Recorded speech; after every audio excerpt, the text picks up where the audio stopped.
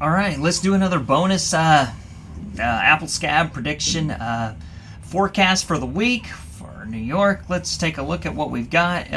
Coming off of a freeze event, just giving you a little bit of a gap. You have a sunny day. It might be time to make sure you've got coverage on your trees because it is warming a little bit, and we're going to have more rain coming Thursday and Friday into Saturday as well. Let's start with Appleton, New York, up in the Niagara area. What we're looking at is about 3% ascospore maturity, not a lot of ejection, really light, and we're coming off of some kind of cold, a little bit of leaf wetness, but it's been really freezing, and now things are warming up tomorrow for a small combined event.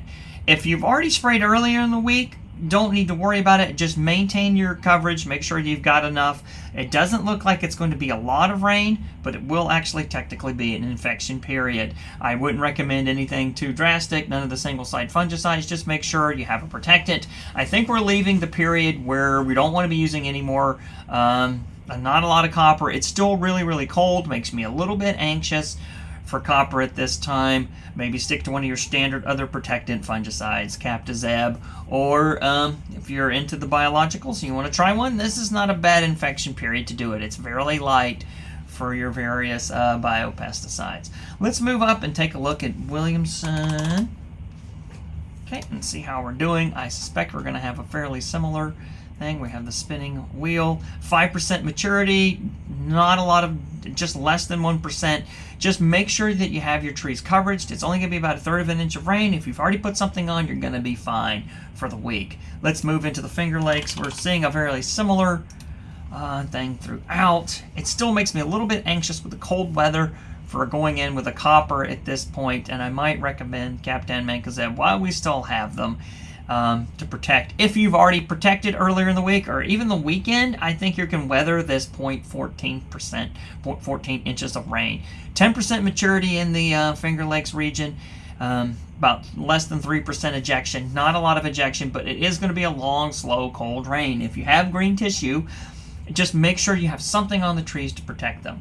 As we move into the up into the Chazy area, where are we there? New York. It normally would be time for copper. They say they're not at green tip, but let's just, I think probably some varieties are at green tip at this point.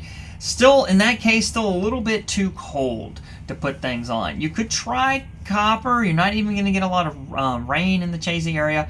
Even if you were at green tip, looking at 4% maturity, less than 3%. I still think with the cold weather coming out, it's cold enough that it doesn't actually call it an infection period in the Lake Champlain Plain region, so that I might maybe even still avoid copper. But if you wanted to go ahead and put out your first protectant green tip spray, that's probably fine to do so.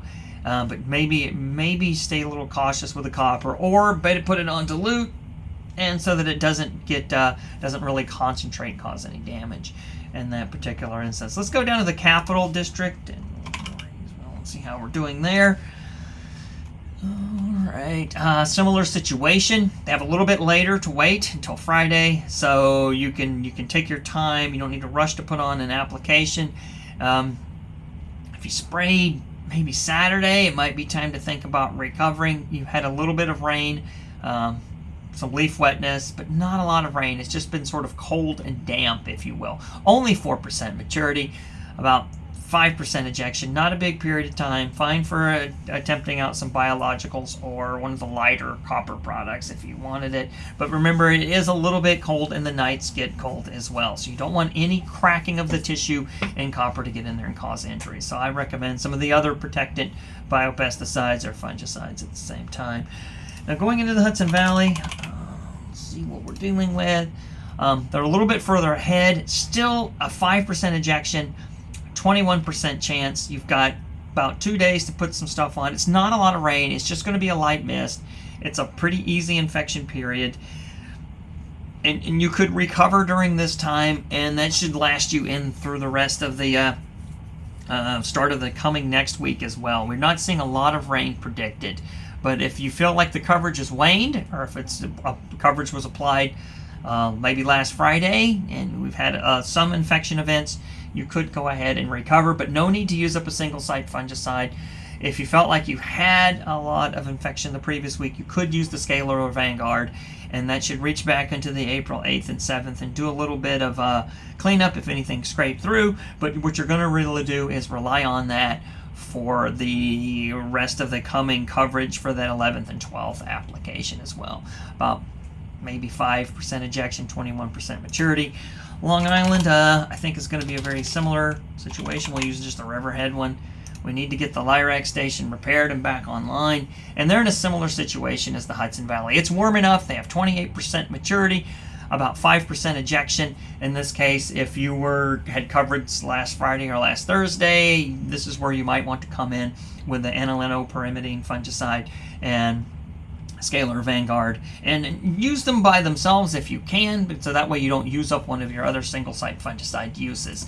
Clean up anything that creeped through on the 8th, spray today or tomorrow, and protect against these little light infection periods. Those fungicides aren't the strongest fungicides, but they do well in cold weather, and they are really good against apple scab in particular. So let's use those up now. And with that, I'll check back with you on probably Sunday, and we'll see what the upcoming forecast for the next week looks like. All right, have a good one.